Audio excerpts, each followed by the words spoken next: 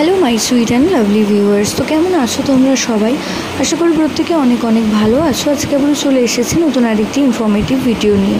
তো আজকের ভিডিওতে কথা বলবো প্ল্যাসেন্টা পজিশন অ্যান্টেরিয়র হলে কোন সন্তান গর্ভে রয়েছে। তো সেই বিষয়ে আজকের আলোচনার প্রথম থেকে সাথে থাকতে হলে অবশ্যই চ্যানেলটিকে সাবস্ক্রাইব করে রাখতে হবে, কারণ প্রেগনেন্সি রিলেটেড নানান ভিডিও কিন্তু চ্যানেলে আপলোড করা হয়ে থাকে।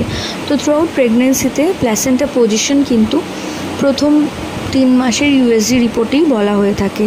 তো আগেকার দিনে প্রচলিত অনেক তথ্য রয়েছে যেখানে অ্যান্টেরিয়র প্ল্যাসেন্টাতে মনে করা হয় যে গর্ভের আগত সন্তানটি কন্যা সন্তান আসতে চলেছে।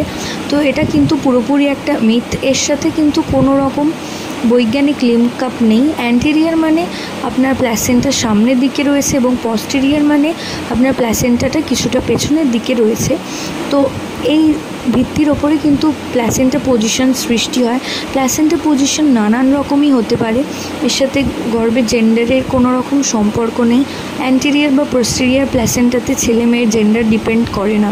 তো আশা করছি ভিডিওটা কাজে আসবে। প্রত্যেকে ভালো থাকুন, সুস্থ থাকুন, সাবধানে থাকুন, এই কামনা করে ভিডিও এখানেই শেষ করছি। নমস্কার।